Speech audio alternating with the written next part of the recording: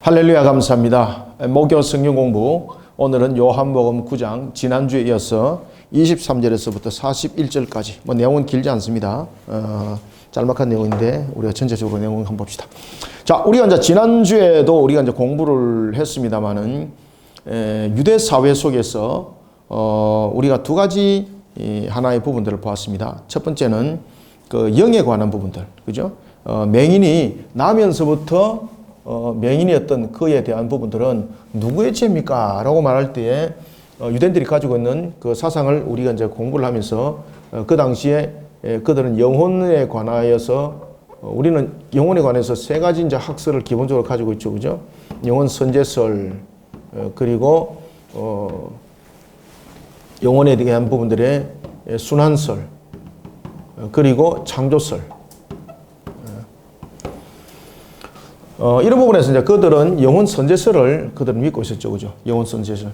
영혼 선제설을 믿고 있을 뿐만 아니라 이제 이들은 영혼 부분에 대해서 그냥 단순하게 선제하는 것으로 있는 것이 아니라 영혼이 두 종류의 영혼들을 그들은 보았습니다. 하나는 선한 영혼이 있고 두 번째는 악한 영혼이 있다라고 이들은 믿었습니다. 이런 부분들은 나중에 그 발전하여서 영지주의 이 사상이 됩니다. 나중에 발전해가지고 이런 부분들은.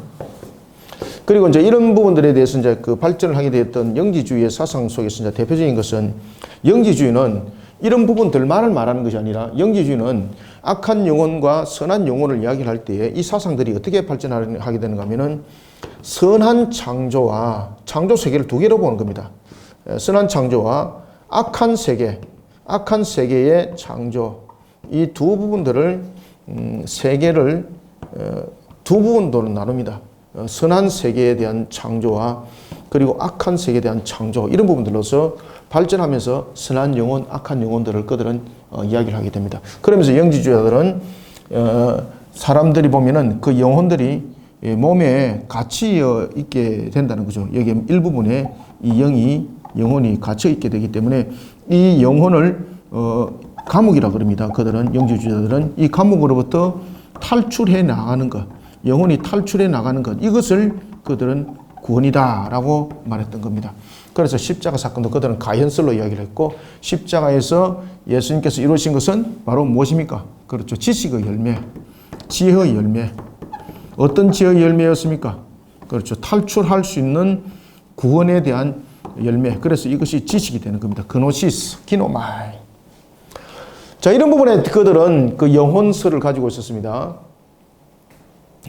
그런 부분에 대해서 그들이 이 순환설은 우리가 이제 다른 말로 말하면은 여러분 윤회라고 보시면 됩니다. 아시겠죠, 그죠? 윤회 부분들. 그래서 맹인이 나면서부터 맹인 부분에 대해서 이 사람은 자기의 죄입니까? 자기의 죄입니까? 아니면은 두 번째, 부모의 죄입니까? 라는 부분에 대해서는 이런 영혼 부분에 대해서 이 부분들을 가지고 자신들이 이야기를 했던 것입니다. 그렇지만 예수님께서는 말씀하시기를 이런 부분이 아니다. 이런 부분이 아니다. 그가 나면서 맹인되고자 한 것은 하나님의 일하심을 그들에게, 사람들에게 보여주기 위함이다. 그런데 실질적으로 우리가 여러분들 영적으로 맹인뿐만 아니라 육신적으로 맹인으로 나왔던 이 자체 부분들을 가지고 다른 조건들로서 말할 수는 없는 것이죠. 원래 사람이 죄를 범하기 전에는 이런 맹인이라든지 육신적 부분에도 문제점들을 발견할 수가 없었던 것입니다. 그래서 이 맹인이라는 걸 보면서 항상 우리는 모든 인간들은 죄인이라는 부분들에 대한 하나의 그 바탕이 이 속에 깔려져 있는 것입니다. 그래서 어떤 사람은 맹인으로 나기도 하지만은 또한 어떤 사람은 기먹은 것으로 나기도 하지만은 그것이 자신들의 어떤 죄와 어떤 부모의 죄, 그런 어떤 업보적 측면에서 그런 문제점 속에서 나온 것이 아니라는 것이죠. 그래서 예수님께서는 이 맹인을 치료할 때 어떻게 치료하십니까? 그렇죠. 믿음과 순종을 통해서 어떻게 하는 겁니까? 그렇죠. 행함에 이르는 그런 단계를 통해서 예수님은 맹인을 치료하는 것을 볼 수 있습니다. 자, 이런 맹인이 이제 그 공동체로부터 문제점을 야기시키게 됩니다. 특히 이제 예수님의 그 했던 행동이 보면은 주일 그 안식일 날에 그 문제점들이 일어난 거죠. 안식일에. 이 당시에는 안식일은 무슨 요일입니까? 토요일이었습니다. 그죠? 토요일 이제 해 지기 전까지가 안식일입니다. 저녁과 아침 이것이 하루가 되는 거죠. 그래서 안식일 날 예수님께서 행하셨던 이 부분에 대해서 왜 이것이 안식일법 위반이 되는가 하면은 손으로 이겼다는 거죠. 그죠? 진흙으로서 이것을 팩을 만들었다는 거죠. 이 자체가 이제 노동이 되는 겁니다. 이 자체가 노동이 되면서 안식법 위반이 되는 겁니다. 39개죠. 안식법의 39개 금지사항에 이것이 해당이 되었던 것입니다. 자, 이런 부분에 대해서 그러면은 예수님만이 문제가 있는 것이 아니라 그는 예수님께서 말씀하신 대로 순종하여서 행했다는 이것이 지난주도 말씀드렸죠. 이것이 굉장히 중요한 부분이다. 왜? 그도 안식일인 줄 알고 있었습니다. 그러면 예수님께서 그 눈에 진흙을 발랐습니다. 네가 실로암 못에 가서 씻으라 라고 말했을 때 가면 안 되는 거죠.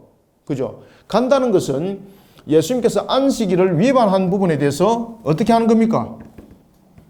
동참하는 거예요. 동참하는 거. 그죠? 그래서 이 부분들은 그런 부분들까지 다 보셔야 됩니다. 동참하는 것이 되는 겁니다. 동참하는 것이 되다 보니까 이 사람도 결국은 이런 안식법에 적용이 되는 거예요. 그때에 바리새인들은 이 맹인을 통해서 예수님의 안식법을 자꾸 적용을 시키려고 합니다. 그때에 이 맹인이 하는 이야기가 무엇이겠습니까? 나는 그가 나를 치료하였고 그리고 시킨 대로 가서 순종하여서 눈을 씻었는데 나았더라.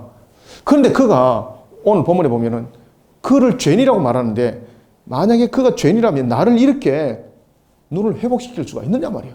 이런 부분들을 통해서 오히려 예수님에 관한 정당성을 그가 변정을 하게 되는 그때의 유대 공예 속에서는 그에게 하나의 죄책을 가하게 되는 겁니다. 그것은 바로 뭔가 하면은 안식법 위반자에 대한 징계였습니다. 지난주도 말씀드렸죠. 안식법의 이제 위반은 보면은 징계가 세 종류가 징계가 있다 그랬죠. 첫 번째는 이제 경범죄 같은 경우는 일주일을 그들을 공동체로 하여금 모든 총회에 참석하지 못하게 하고 공동체로부터 격리하는데 뭐 이것은 뭐 경범죄라 볼 수가 있습니다. 그 다음에 두 번째는 한 달입니다. 한 달. 이것은 좀 그 범위가 넓다고 이렇게 볼 수 있는 거죠. 그 다음에 세 번째는 무기한입니다. 무기한으로 일어나는 것이 있는데 지금 예수님의 동참했던 이 부분에 대해서 그리고 예수님은 모두 다 일주일, 한 달 이것이 아니라 무기한 이속에 해당이 되는 겁니다. 특히 이제 그 일주일이라든지 뭐 이런 단기적 부분들은 한 달, 일주일과 한 달 이런 부분들은 그 당시에 공회원들의 한 사람의 어떤 결정에 의해서 이런 부분들은 집행이 될 수가 있었습니다. 그렇지만 이 무기한에 대한 부분들은 공회가 열리게 되는 겁니다. 공회가 열려서 10명 이상이 이 속에서 함께 있는 공회를 열어서 이 재판들이 일어나게 되는 겁니다. 그러니까 안식일법에 의해서 무기한으로 이 부분들이 적용이 되는 사람들은 그냥 단순하게 그가 공회라든지 또는 여러 가지 회당에 참여하지 못할 뿐만 아니라 그 공동사회로부터 쫓김을 당하게 되는 겁니다. 그러면은 그 생활 자체가 완전히 그냥 그로부터 파괴가 되는 그런 일들이 일어나게 되는 것이죠.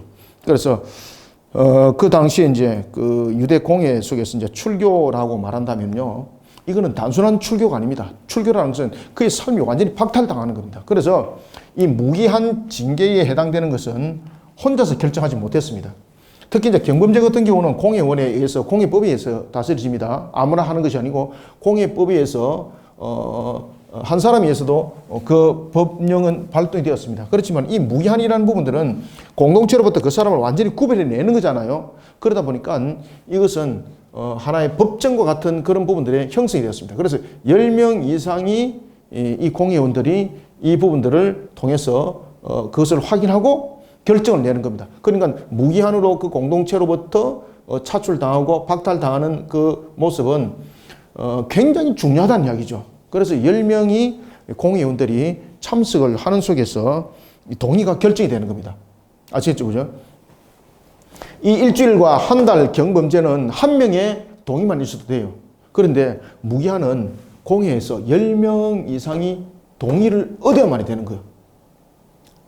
그러면은 오늘 본문에 등장하고 있는 이 맹인은 무기한으로 그 공동체로부터 쫓김을 당하는 거예요. 그럼 이 사건들로 인해서 공회를 열어서 그들을 공의를 통해서 이 맹인을 그 사회로부터 격리를 시켜버렸다는 이야기죠. 그 소리를 예수님이 듣게 되는 겁니다. 자, 오늘 본문을 우리가 봅시다. 오늘 본문의 내용은 바로 이런 내용들입니다. 지난주에 이어서 전개되는 부분이 되기 때문에 제가 같이 함께 묶어서 간략하게 말씀을 드렸습니다. 자, 본문 한번 봅시다. 23절. 이름으로 그 부모가 말하기를 그가 장성하였으니 그에게 물어보소서 하였더라. 자, 부모가 왜 그에게 물어봐라 그랬을까요? 부모도 이 부분들을 만약에 알았다면 부모도 이런 절차를 거쳐서 이 셋 중에 하나에 해당되게 되는 거예요. 그러면 우리가 볼 때는 일주일 이것은 아닌 거예요. 그죠? 최소한 한 달 내지는 무기한 부분들로서 접어들기 때문에 그 생활이라든지 모든 생업들 자체가 박탈당하는 거예요. 이거는. 그러니까 그 부모가 자신의 그 아들이 주일날 그 눈을 회복받아서 왔다는 사실을 알면서도 그 부모가 그것을 마치 모르는 것처럼 하는 거예요. 모르는 것처럼. 왜냐하면 이것을 알고도 이것을 묵인했다면은 그 또한 이 안식법을 위반하는 측면에서 동참자가 되기 때문에 이제 공회가 열리게 되는 거예요. 그래서 그가 장성하였으니 그에게 물어보소서라고 이렇게 말을 하는 겁니다. 24절. 이때에 그들이 맹인이었던 사람을 두 번이나 부릅니다. 자, 여러분들 두 번이나 부르는 이유는 무엇이겠습니까? 한 번을 부르는 것도 아니고 두 번을 불렀다는 것은 이 부분에 대해서 철저하게 자신들의 어떤 목적을 달성하고자 하는 그런 의도를 지금 가지고 있다는 거죠. 그죠? 그래서 두 번째 불렀습니다. 두 번째. 첫 번째는 지난주에 이제 불렀죠. 그죠? 두 번째 또 부르는 거예요. 두 번째 불러서 또 이렇게 말합니다. 이번에는 지난번부터도 더 이렇게 턱이 높은 질문을 하게 됩니다. 뭐라고 말하는가 하면 두 번째 불러서 이렇게 말합니다. 너는 하나님께 영광을 돌리라. 자, 여러분들. 여기서 맹인을 통해서 너는 하나님께 영광을 돌리라 라고 먼저 말을 하잖아요. 이거는 왜 그렇게 말을 할까요? 이거는 의도성입니다. 의도성. 너는 하나님께 영광을 돌리라. 너는 하나님께 영광을 돌리라. 진짜 영광을 돌리는 겁니까? 이거는 무슨 말인가 하면요. 이건 진짜로 하나님께 영광을 돌리라는 것이 아니라 자신들의 의도를 따라오라는 겁니다. 자신들이 의도하는 바를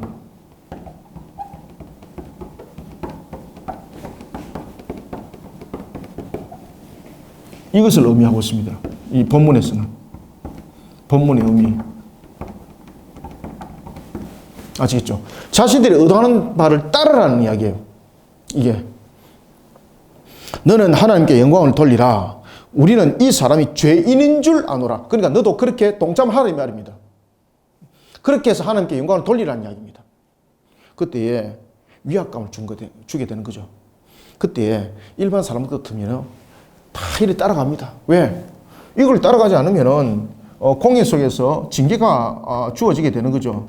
일주일 또는 한 달. 이거는 뭐 일주일 또는 한 달이 아니라 완전히 무기한 속에서 징계가 일어난다는 것은 불을 보듯 뻔하는 거잖아요. 지금 여기에서 그를 두 번째 불렀다는 것은 이제 공회를 세웠다는 이야기입니다. 그죠? 바리새인이 혼자서 지금 질문하는 것이 아닙니다. 여러 명이 공회가 있는 속에서 그를 세워놓고 이제 질문을 하게 되는 거죠. 그러면은 그 분위기 위압감. 그죠? 내 혼자 딱 서가 있습니다. 그 전체적으로 오는 위압감, 이 중압감, 이건 대단한 거예요. 그래서 딱 먼저 의도를 이야기를 하는 겁니다. 너는 하나님께 영광을 돌리라.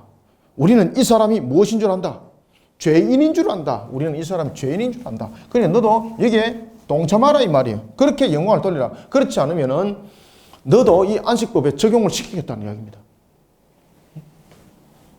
우리는 그가 죄인인 줄 안다. 이런 부분에서 너도 동참을 하라는 이야기입니다. 그런데 이때에 이 맹인은요, 여기에 동참하지 않습니다. 그래서 여러분들 이 부분들의 24절의 이 본문과 그리고 어디의 본문들을 여러분들이 보시는가 하면 31절. 나중 밑에서도 보겠습니다만 일단은 24절과 31절 한번 비교해 봅시다.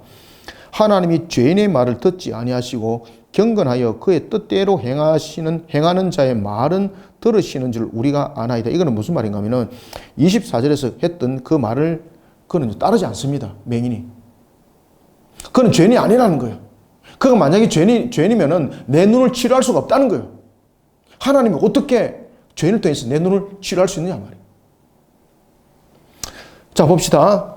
24절 그래서 하나님께 영광을 돌리라. 우리는 이 사람이 죄인인 줄 아노라. 그때 대답하는 맹인이 무엇입니까? 25절 대답하되 그가 죄인인지 내가 알지 못하나 한 가지 아는 것은 내가 맹인으로 있다가 지금 보는 그것이니다. 이것이 밑에 아까 읽었던 우리 31절 있죠, 그죠? 그 내용과 전부 다 연결되는 겁니다. 자, 맹인이 이제 이런 이야기를 하고 있습니다. 그가 만약에 죄인이라면은 내가 죄인인지 죄인이 아닌지 나는 그 사람 알지 못한다. 근데 분명한 것은 내가 맹인이었을 때에 지금 그를 통해서 나는 보게 됐다는 것은 확실하다. 그죠? 자신의 한 가지 확신을 먼저 말합니다. 그때 이 공회원들이 뭐라고 말하는가 하면 그들이 이렇게 말합니다. 그 사람이 두 가지 말합니다. 그 사람이 첫 번째, 네게 무엇을 하였느냐? 그죠? 첫 번째는 그 사람이 너에게 무엇을 하였느냐?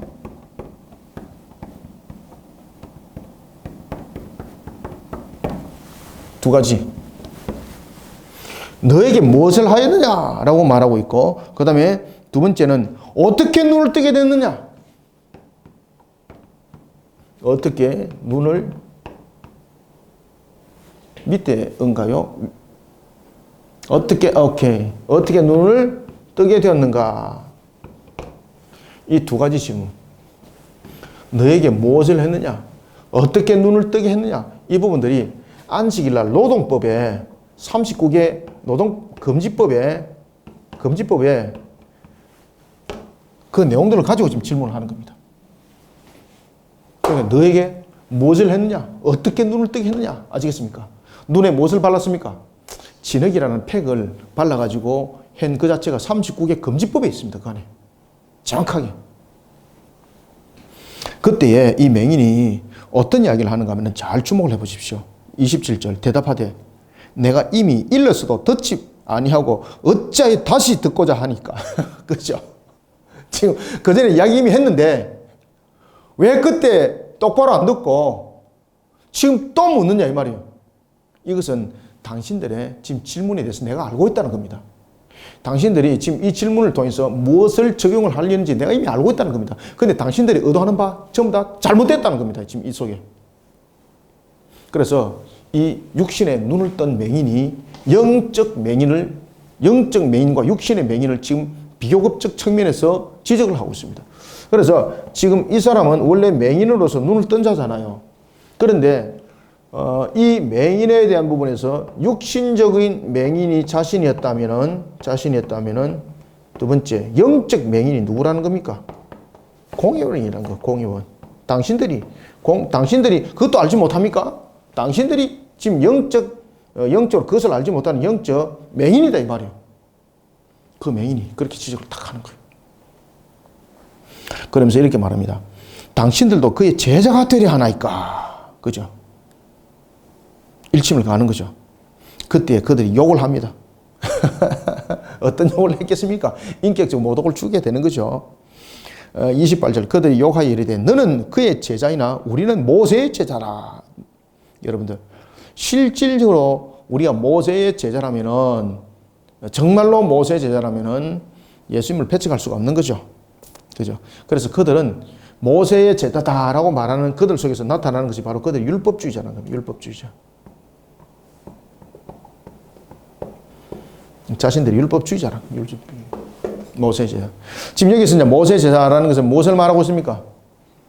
시내산에서 받았던 율법 말하는 겁니다.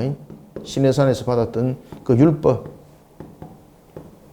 우리는 그 율법의 그 전통 속에서 살아오는 자다 이 말입니다. 율법의 전통 속에서. 그래서 그들이 율법의 전통 속에서 살아온 것은 자신들이 그 속에서 또한 장로 유전을 만들었던 율법주의자로서의 삶이라는 것이지, 그들이 정말로 모세의 제자라고 말한다면 그들은 율법주의자가 되는 것이 아니라 오실 그리스도를, 오실 메시아를 바라보는 자가 되어야 되는 겁니다. 그래서 진정한 모세의 제자라면 예수님을 모를 수가 없어요.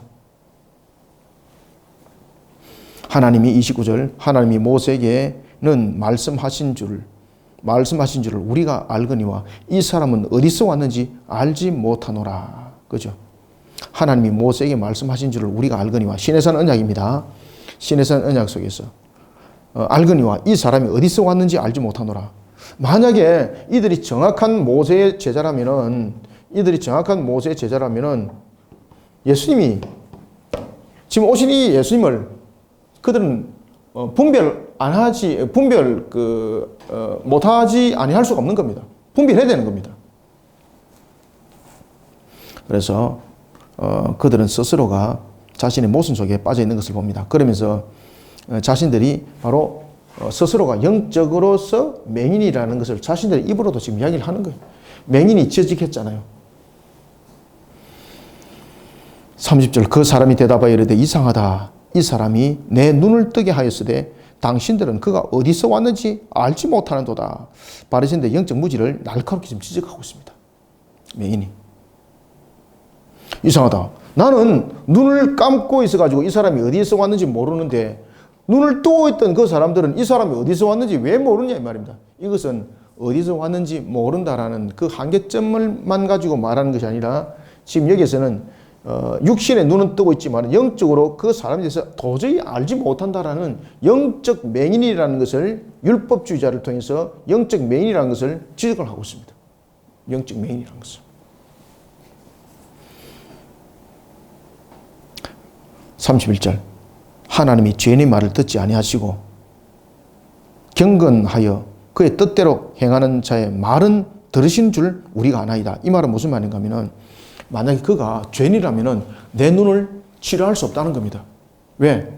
지금 이 눈은 일반적으로 유대적 사회 속에서 일어났던 것 가운데서 맹인과 그리고 우리가 문둥병이라든지 뭐 이런 부분들은 하나님의 저주로 인하여서 일어난 병이다. 이렇게 봐지 않습니까? 특히 남에서 맹인이잖아요. 그러면은 죄인이면은 이 부분들을 치료할 수 없다는 거죠. 분명히 하나님이 보낸 선지자가 하나님 주신 그 능력을 받는 겁니다. 하나님께서 보내주신 그 선지자가 하나님의 능력을 받아서 치료할 수 있지. 일반 사람 같으면 내 눈을 치료할 수 없다는 거죠. 그런데 그 사람을 자꾸 죄인이라고 말하니까 이해가 안 간다는 거예요, 이해가. 죄인인 그에게 하나님께서 내 눈을 치료할 수 있는 능력을 왜 줬느냐, 이 말이에요. 반문이 대단하죠.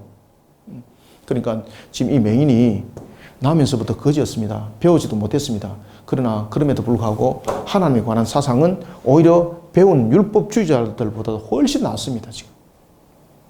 너희들이 그 사람을 죄인이라고 말하는데 너희들도 이미 율법을 알고 있지 않느냐? 우리가 하나님의 선자, 특히 하나님의 저주로 인하여서 일어난 그 병에 대해서 치료자는 하나님께서 하나님의 선자에게 능력을 줘서 치료하는데 그런데 이 사람이 내 눈을 치료했단 말이에요. 내 눈을 치료한 것이 그 사람이 죄인이었다면 어떻게 하나님께서 그에게 능력을 줬겠느냐? 좀 딱 그 이야기예요. 그러니 너희들이 지금 말하는 것이 얼마나 모순인 줄 알고 있느냐? 지금 스스로. 그러면서 맹인이 이 율법주의자들을 영적 맹인으로 그들이 지금 지적을 하고 있는 겁니다. 그래서 31절의 이 내용은 24절에 대한 전면적 부정입니다. 그건 죄인이 아니라는 이야기예요. 공의원들은 말합니다. 우리는 이 사람이 죄인 줄 아노라 말하니까 이 맹인, 눈 뜬 맹인은 뭐라고 말하는가 하면은 나는 그 사람이 죄인이 아닌 줄 안다. 딱 그렇게 지금 반론 가는 거예요. 32절. 창세 이후로 맹인으로 난 자의 눈을 뜨게 하였다 함을 듣지 못하였으니 이 사람이 하나님께로부터 오지 아니하였으면 아무 일도 할 수 없으리라. 아멘. 소경이 회복되었습니다. 그가 회복된 것은 하나님의 선자로서의 그 사역을 감당하기 때문에 내가 치료받았다는 겁니다. 그렇기 때문에 이 사람은 하나님께로부터 온 사람이지 죄인이 아니라는 거예요. 34절. 그러니까 그들이 이 대답을 듣고 이게 여러 명들이 앉아가지고 오히려 이 한 사람한테 여러분 설득당하고 있는 거예요. 그래서 34절에 보면 그들입니다. 그들이. 특히 이제 여러분들 보시면은 제가 지난주에도 말씀드렸고 이번에도 이제 말씀드렸죠. 이 맹인이 일주일에 대한 어떤 출교가 아니고 한 달에 대한 출교가 아니기 때문에 일주일과 한 달에 대한 출교는 공연 중에서 한 사람의 결정만 있어도 되는 거예요. 그런데 지금 이 본문에서 굉장히 우리에게 이제 중요한 내용을 딱 주고 있습니다. 그것은 뭔가 하면 그들입니다. 그들이. 자, 이 그들이라는 것은 두 명 이상이죠. 지금 여기서 이 공에서 이제 결정이 납니다. 그들이라는 것은 2명 이상을 말하고 있는데, 그러면 그 사람이 주일에 관해서 주일 금지법을 위반했다는 부분에 대해서 출교를 당할 때에 어떤 출교 내용을 당했을까? 바로 무기한이라는 것이 이 속에 해답이 있습니다. 무기한 출교라는 것, 출교. 그죠? 앞에도 제가 말씀드렸죠. 일주일 또는 한 달은 한 사람의 결정으로서 그것이 결정이 될 수 있다 그랬죠. 그런데 무기한이라는 것은 10명 이상이라는 거예요. 그래서 여기서 그들이라는 것이 지금 답을 주고 있습니다. 이 사람이 출교당한 것이 무기한이라는 것을 무엇이 증명하고 있습니까? 그들이라는 복수가 증명하고 있어요. 복수. 이제 이해되죠? 제가 이제 왜 그렇게 말씀하셨는지 다 근거가 있습니다. 그래서 그들입니다. 34절. 그들이 대답하여 이르되, 어떻게 하는가 보십시오.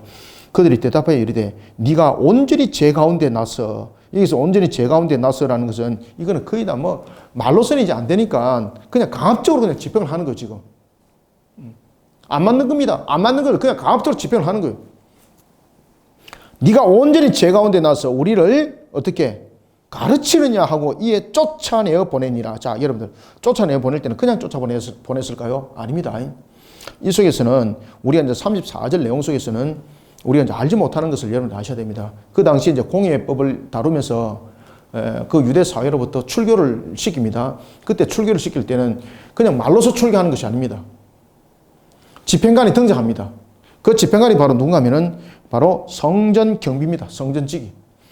이 성전지기에서 이 사람은 마치 죄수처럼, 죄인처럼 붙잡혀 나가는 겁니다. 그래서 사람들이 보는 거죠. 그러면서 이제 이런 부분들이 그 사회 속에서 공포가 되는 겁니다. 이 사람은 그 이제 공동체 속에서 이제 못 들어오는 거예요, 이제. 그러니까 생각해 보십시오. 그냥 공의가 있습니다. 너는 출교야. 이렇게 말을 했습니다. 그럼 본 사실 아무도 없는 거잖아요. 그죠? 그래서 이런 부분들을 법적으로 이제 집행하면서 공개적으로 가합니다. 공개적으로 할 때는 이 성전 경비들이 그 사람을 죄수처럼 포로를 하는 겁니다. 포로를 해서 그를 마치 짐짝을 던지듯이, 공동체로부터 짐짝을 던지듯이 그를 패대기 쳐버리는 겁니다. 그래서 오늘 본문에 보면은 우리를 가르치느냐 하고 이에 쫓아내어 보내니라 라는 것은 빨리 나가! 빨리 나가! 이게 아닙니다. 그냥 쫓아보내는 것이 아니라 이것은 무엇입니까? 폭력이 동원되는 겁니다. 폭력. 그러면은 어떤 폭력이 동원되는가? 성전 경비들이 그를 이끌어서 죄인처럼 이제 사로잡아가지고 공동체로부터 밖으로 던져버리는 겁니다. 그럼 그것이 선포가 되는 겁니다. 이런 부분들을 통해서 이제 공의가 이 사람이 무기한 이 공동체로부터 모든 지위와 모든 부분들은 박탈당했음을 또한 공의가 선포를 하게 되는 거죠. 그런데 그런 이런 행위를 통해서 그 일들이 일어나는 겁니다. 그래서 참고하시기 바랍니다. 그래서 그냥 쫓아내어 보내고라는 것은 그냥 나가! 이게 아니에요. 집행 절차가 있습니다. 그래서 성전 경비들이 그를 사로잡아가지고 공동체로부터 그를 던져버려요. 그리고 폭력 행위가 그 속에서 일어나는 거죠. 그러면서 공회 속에서는 이제 그것이 그 사회의 공포가 되는 겁니다. 그러면은 그 사람은 그냥 단순하게 무슨 회의에 참석 못하고 이게 아닙니다. 그 삶으로부터 박탈입니다. 그 삶으로부터 박탈. 그러니까 그의 아버지가 두려워해서 안식일날 치료받은 것에 대해서 묵묵부답을 했잖아요. 이때에 예수님이 그 맹인의 소식을 듣게 되는 겁니다. 그리고 예수님이 그를 찾아갑니다. 자, 35절입니다. 그것이 35절. 예수께서 그들이 그 사람을 쫓아냈다 하는 말을 들으셨더니 그를 만나사 이르시되 네가 인자를 믿느냐? 야, 여러분들, 이 맹인이 쫓김을 당했던 이유가 무엇입니까? 예수님이 죄인이 아니라는 것에 대해서 그들이 죄인인 줄 아노라라는 부분에서 지금 동의를 안 한 거죠. 동의를 할 수도 있는 거잖아, 그죠? 아, 내가 그때 몰라서 그랬습니다. 아이고, 다음부터는 그러지 않겠습니다. 그러면은 최소한도 일주일은 아니지만 한 달 정도는 어떤 공동체로부터 박탈당해서 돌아올 수 있는 그런 계기가 되는데, 지금 이 맹인은 완전히 그 공의 내용들을 거부해버렸습니다. 공의 내용들을 거부해버렸고, 우리는 그가 죄인인 줄 아노라. 너는 하나님께 영광을 돌리라. 우리는 그가 죄인인 줄 아노라 라는 부분에 대해서는 그가 어떤 의도적으로 이 동참을 했던 것이 아니라 뭐 일어났던 일에 대해서 자신의 실수도 인정을 하면서 이 일을 마무리하고 예수님이 안식일법을 위반했다는 것에 대해서 인정을 하라는 것이었거든요. 그런데 이것을 인정하지 않는 거예요. 이 맹인은 심지어 뭐라고 말하는가 하면은 만약에 그 사람이 하나님의 선지자가 아니었다면 내 눈은 치료할 수 없다. 이렇게 반증을 가하는 거예요. 예수님이 하나님의 사람이라는 것을 변증하는 거예요. 그러니까 공의가 발끈한 거죠. 그래서 공의가 무기한 출교를 하고 그리고 무기한 출교를 통해서 성전 경비들이 와서 그를 죄인으로 사로잡아 가지고 공동체로부터 그가 폭력을 가하면서 공동체로부터 던짐을 당하게 되고 공의가 선포를 하게 됩니다.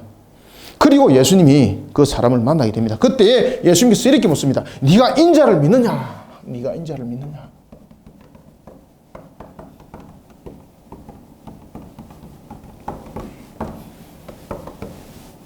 네가 인자를 믿느냐? 여기서 이제 인자라는 것은 우리가 이제 하나님의 아들이라 이렇게 이제 우리가 볼 수 있는데, 근데 여기서 이제 인자라는 것은 그 사람 의식 속에서는 하나님의 선지자를 의미하겠죠, 그죠? 네가 인자를 믿느냐? 그래서 예수님께서는 이 인자의 뜻에 대해서 이 사람은 하나님의 인자를 하나님의 선지자로 받아들이는데 이제는 이 인자가 바로 하나님의 아들이라는 것을 예수님께서 그 맹인에게 영적 눈을 뜨게 한 부분들이 아니라 이제는 영적 눈까지 함께 띄어져서 인자가 하나님의 선지자가 아니라 하나님의 아들이라는 것을 맹인에게 예수님께서 가르쳐 줍니다. 이것이 오늘 본문의 이 내용들입니다.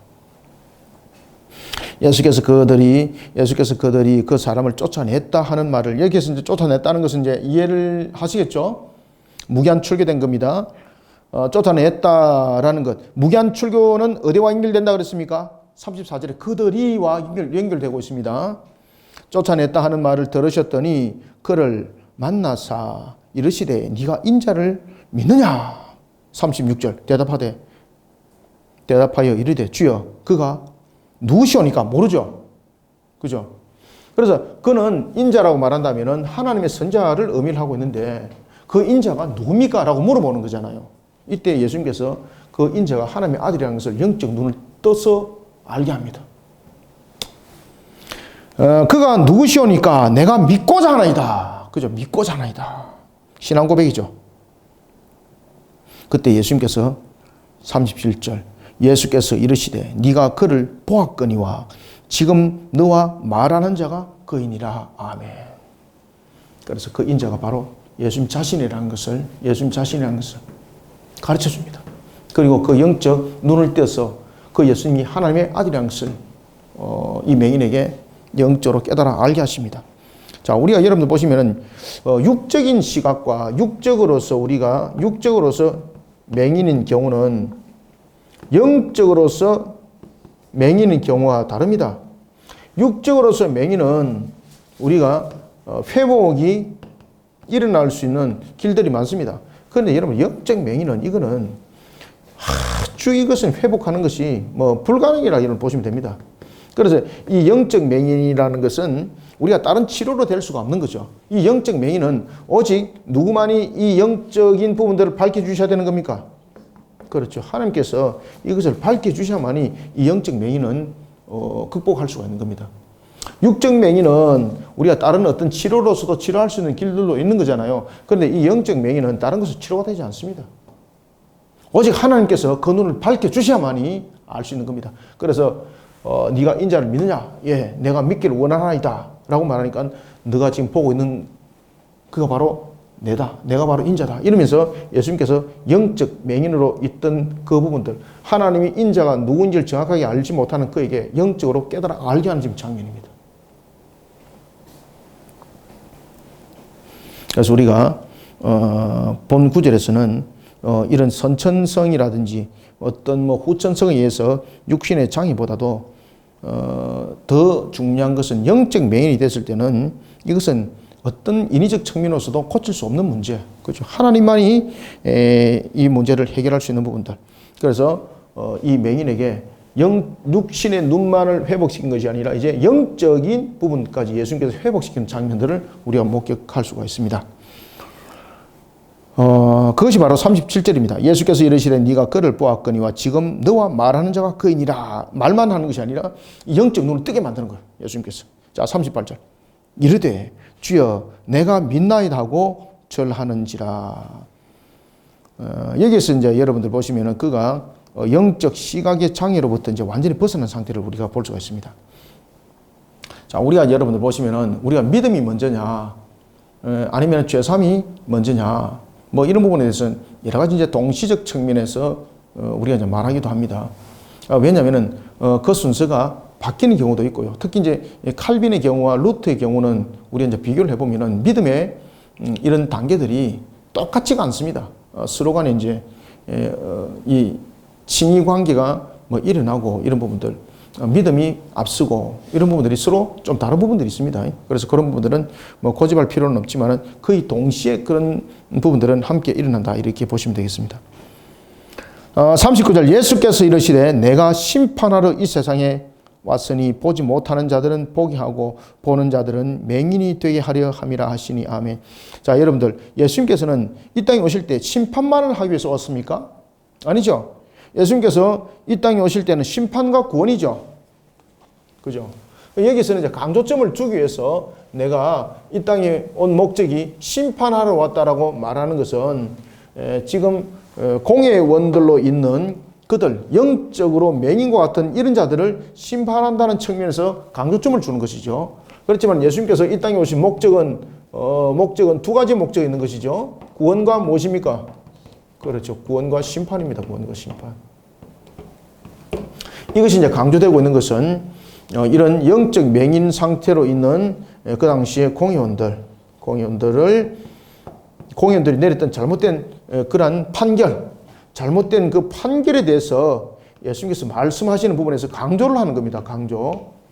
그래서 심판하러 왔다라고 말하는 거예요. 그래서 예수님께서 이 땅에 오신 것은 심판만이 아니라 그 속에 구원이 함께 있다는 것을 여러분들이 이제 인지를 하셔야 됩니다. 예수께서 이르시되 내가 심판하러 이 세상에 왔으니 보지 못하는 자들은 보게 하고 보는 자들은 맹인이 되게 하려 함이라 하시니 아멘. 자, 보지 못하는 자는 보게 하고라는 것은 누굽니까? 보지 못하고라는 부분들은 죄인입니다. 죄인을 구원하기 위해서 이 땅에 오셨다는 겁니다. 그래서 지금 구원과 심판을 이야기를 하는 겁니다. 지금 아시겠죠? 예수님께서 이 땅에 오신 목적은 무엇입니까? 보지 못하는 자를 어떻게 보게 하고, 이게 뭡니까? 보지 못하는 자가 무엇입니까? 죄인입니다. 보게 하고라는 것은 무엇입니까? 죄삼입니다. 죄삼. 예수님께서 이 땅에 오신 목적은 죄인을 죄삼으로 구원하기 위해서 이 땅에 오셨다는 겁니다. 그런데 여기서 보십시오. 보는 자는 맹인이 되게 한다. 보는 자. 여기서 보는 자는 누굽니까? 보는 자는 맹인이 되게 한다라는 것은 이것은 무엇입니까? 이 부분들이 바로 자신들이 가지고 있는 선민사상입니다.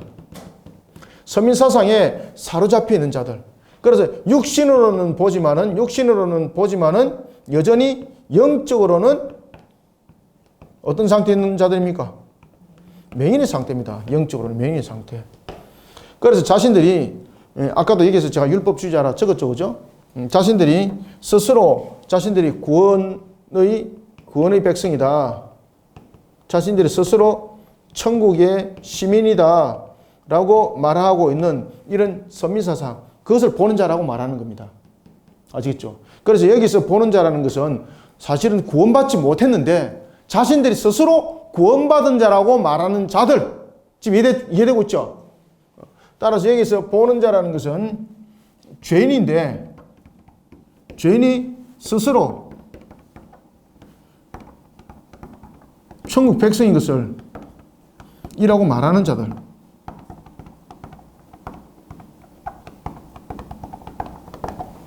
죄인이 죄사함을 받았습니까? 죄사함을 받지 못했습니다. 여기서 이 죄는요, 죄사함을 받지 못한 상태입니다.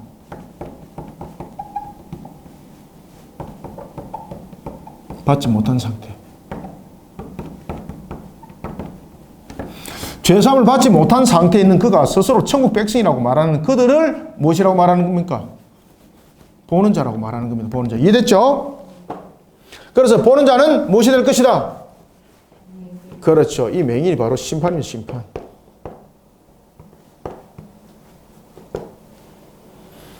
거짓된 속에 있는 그들에게는 심판만이 기다리고 있다는 겁니다. 심판만이 기다리고 있다.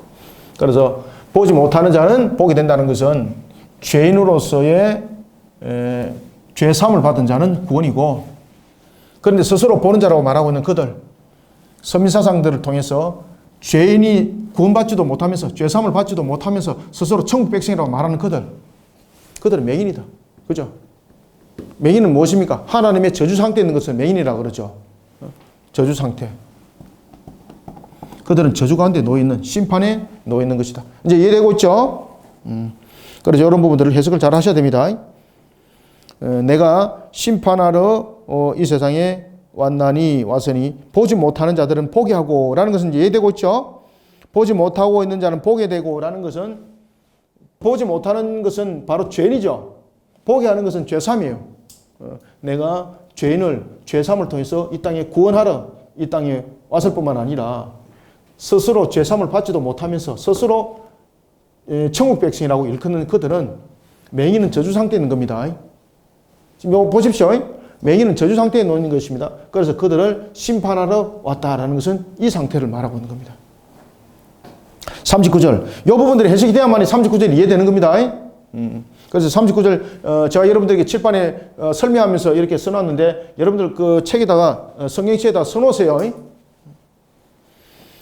예수께서 이르시되 내가 심판하러 이 세상에 왔으니 보지 못하는 자들은 보겠고. 이제 이유를 아시겠죠? 보는 자들은 맹인이 되게 하려 하심이라. 맹인이라는 것은 저주 상태를 말하고 있는 거죠. 그 심판. 맹인이 된다는 것은 무엇입니까? 스스로 보게 한다는 것은 죄사함을 받지도 못한 상태에 있는 그들이, 죄인이 스스로 천국 백성이라고 일컫는데, 그들은 저주 상태에 놓여 있는 자들이 될 것이다. 그리고 그들이 심판이라는 겁니다. 보지 못하는 자들은 보게 하고 보는 자들은 맹인이 되게 하려 하심이라. 맹인이 되게 만든다는 것이 아닙니다. 이것은 이제 심판이라는 이야기입니다. 맹인은 저주 상태에 놓여 있는 것을 말합니다. 저주 상태에 놓여 있는 것을 곧 우리가 심판이라고 말하는 겁니다. 40절. 바리새인들이 이제 그 이야기를 딱 듣고 뭐라고 말합니까? 그러면 우리가 맹인인가요? 딱 그렇게 말하잖아요. 바리새인들 40절. 바리새인 중에 예수와 함께 있던 자들이 이 말씀을 듣고 이르되 우리도 맹인인가? 그죠? 이제 이해를 딱 하고 딱 예수님께 이제 딱 태클을 거는 거죠. 41절. 예수께서 이르시되 너희가 맹인이 되었더라면 죄가 없으려니와 본다고 하니 너희 죄가 그대로 있느니라. 아멘. 이제 아시겠죠?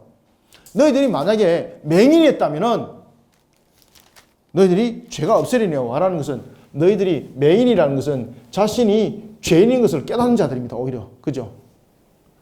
보지 못한 자들, 죄인. 그랬을 때는 죄사함을 받았을 것인데, 너희는 스스로 보는 자라고 말하니까, 너희들은 죄사함도 받지 못한 상태에서 죄인이 스스로 천국 백성이라고 말하니까 내가 너희들을 구원한 사실이 없다.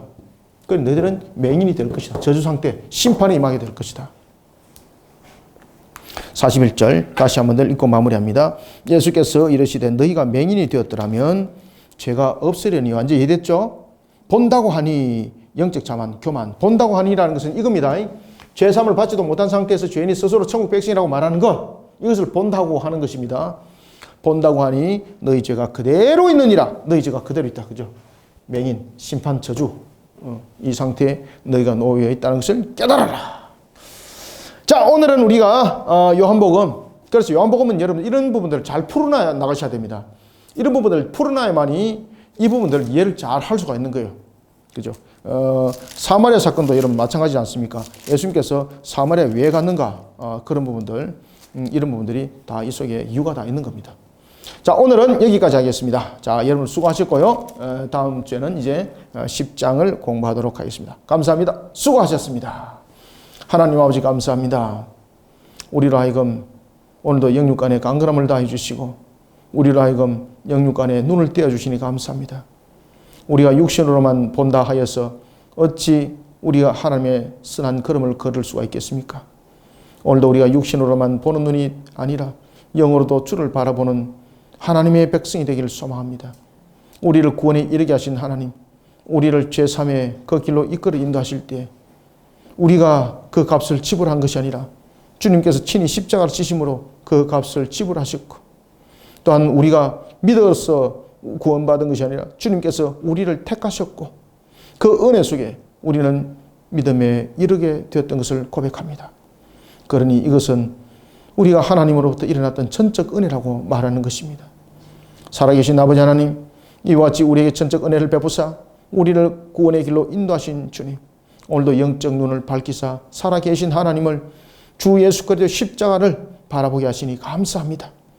오늘도 이러한 구원의 백성으로서의 나의 모습을 그저 세상 속에 만족으로만 살아가는 자가 아니라 구원의 백성에 이르게 하신 주님의 그 뜻을, 그 목적들을 친히 이루어 나가는 성도로서, 그리스도인으로서 정인의 모습으로 맹인처럼 살아가게 하여 주옵소서.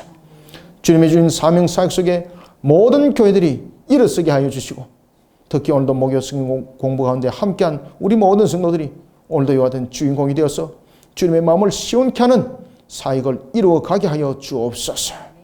예수님 이름으로 기도드립나이다. 아멘.